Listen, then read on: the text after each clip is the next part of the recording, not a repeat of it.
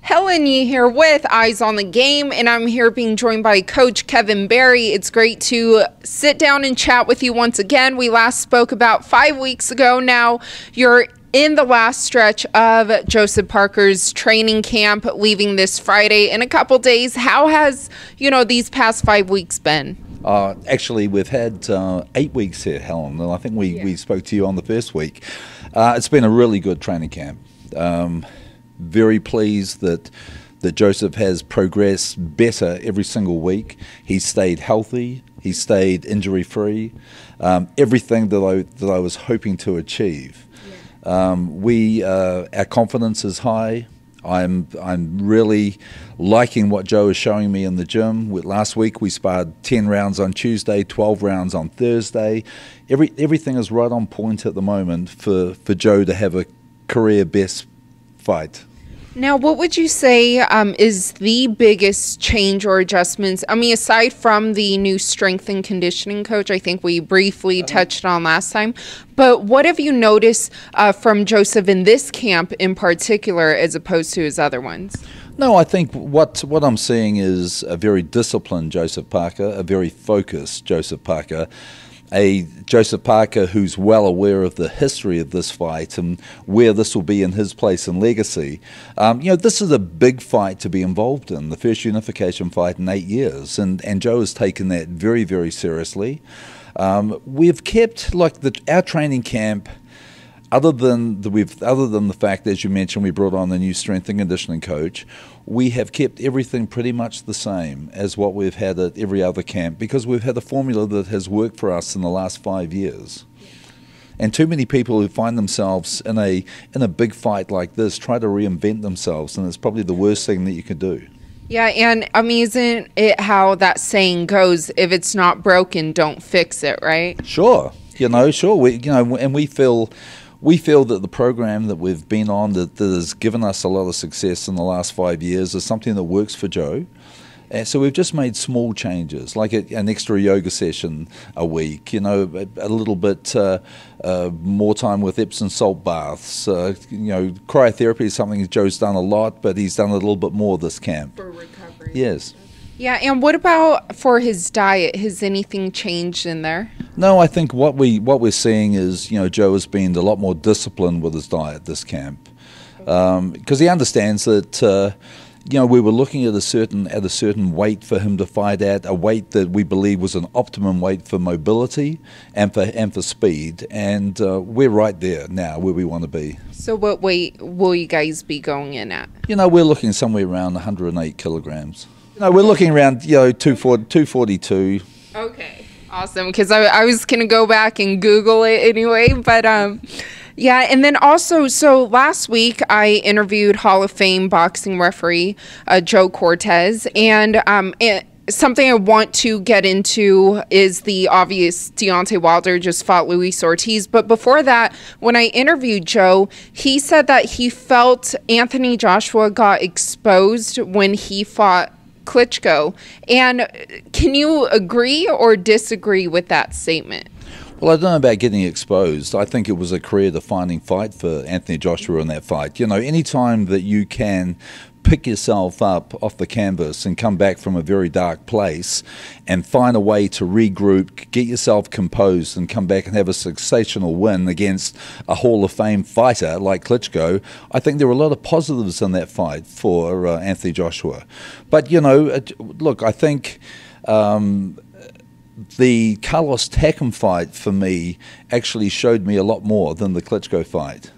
Yeah. I think there were a couple of things in that fight that we identified, and we sort of thought, Takam came in on late notice. He had 3 months to prepare when he fought Joe. Takam, he showed a few vulnerabilities in Anthony Joshua in that fight. Yeah, and what about, you talk about, kind of coming back and also, from adversity, weathering the storm. Someone who just did that, Deontay Wilder, got rocked in the 7th round and then comes back and wins the fight. 10th round, stops Luis Ortiz. Did anything in that fight surprise you at all? Oh, gosh, I think there were a lot of things in that fight that surprised me. You know, it was a fight of two halves. The first 4.5 rounds were very lackluster. When Deontay got Ortiz down at the end of the fifth, everything changed, and there was a very, very exciting fight after that. But I tell you, I sat there and I watched it with Joe, and when Deontay was hurt by Ortiz in the 7th round, and I said to Joe, we've seen this movie before. You know, there were so many similarities between the Klitschko and Joshua fight and the Deontay Wilder and Ortiz fight. And I said to Joe, I said, if Deontay can get his legs back under him in the 8th round, I said he'll come back and win this fight. And it was exactly this, very similar to when Klitschko had Joshua hurt. Yeah. But were you? I think, look, I think more than anything, I think there were a lot of questions were answered on behalf of Deontay Wilder in that fight. You know, he showed, a lot of people were thinking maybe he doesn't take such a good shot. Well, I think he proved he takes a really good shot. You know, can he be hurt and come back? Yes. He was very hurt. Even in the beginning of the 8th round, he was still shook up. He fought very smartly. He stayed out of trouble. He got his legs back under him. He got his composure back. And but I think more than anything else, he showed a real champion's heart and will to win. And that's what you expect of your champion. And so, you know, I thought it was a great performance for him. I think in 40 professional fights, it was probably his most career-defining fight. Very similar to what Joshua had against Klitschko. Very similar to what I'm asking Joseph Parker to have against Anthony Joshua. Yeah, and kind of looking at Wilder and Joshua, who would you say possesses, you know, a bigger threat in general in this heavyweight division? Oh, that's not even a question that I'm even looking at the moment. My total focus and total vision is Anthony Joshua. We aren't fighting Deontay Wilder. Okay, we watch that fight as boxing fans. Our focus and everything that we're doing in the gym is all about one person. That's Anthony Joshua, and it's going to be a very big, a very strong challenge that's in front of Joseph Parker. A challenge that we must get everything right if we're going to be successful in this fight. And that's good that you guys do have that tunnel vision. But Eddie Hearn, recently said in a press conference the other day that he's targeting or hoping for the Anthony Joshua and the Deontay Wilder fight. So, I mean, do you think that, well, obviously it seems to be that they're kind of overlooking this fight a little bit. So how does that make you feel? Eddie's looking at everyone. He's looking at Jarrell Miller. He's looking at Deontay. Look, let me tell you this. Eddie Hearn, as the promoter, will be looking ahead. I can promise you this. Anthony Joshua, Robert McCracken, his trainer, they will not be looking ahead. They know that the challenge they have in front of them, Joseph Parker, is the biggest challenge that they've ever had, as it is the biggest challenge that we've ever had. So I can promise you they are not looking past Joe. Yeah, and what can you say to everyone who will be tuning into this huge fight on the 31st, and, you know, what can they expect out of Joseph Parker that they haven't seen before? Well, you know, I think the most important thing is we need to see a very busy Joseph Parker.